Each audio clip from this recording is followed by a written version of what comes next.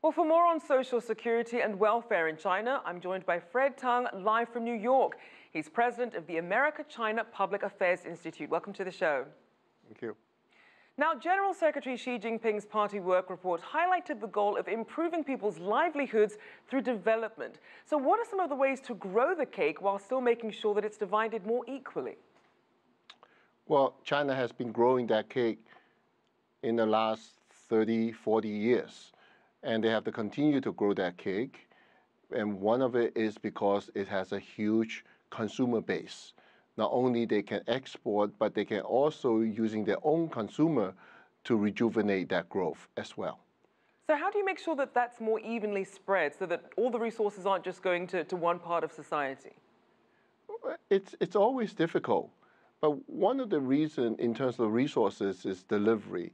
And those who are in the rural area, because of infrastructure, because of many different reasons, it's harder to get those services delivered there, and it's higher costs of delivering there.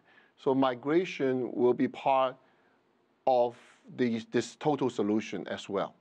So then help us understand what's happening in terms of the imbalance in educational and healthcare resources across China's urban versus rural and remote areas.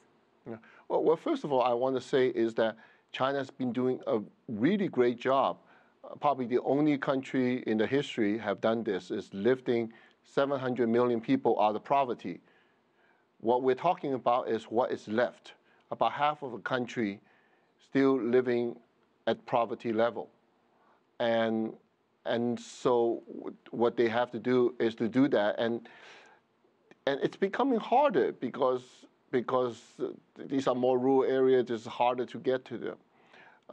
They are looking for models from all over the world. They certainly have whole forums and discussions looking at development, both from a macro and a micro level.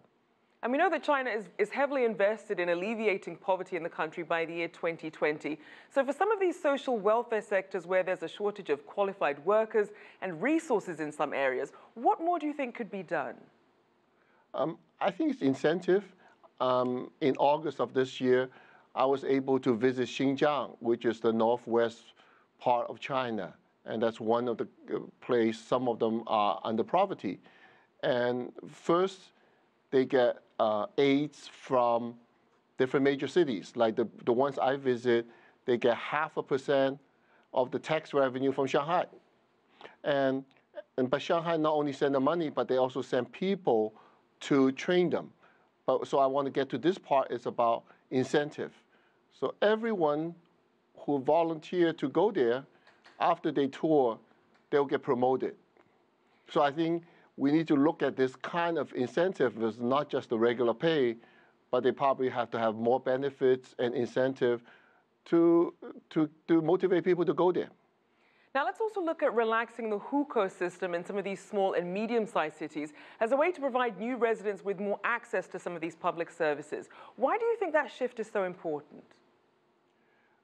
Well, first of all, people can travel, but as a residents, because their welfare and others, the education and so forth, it's provided.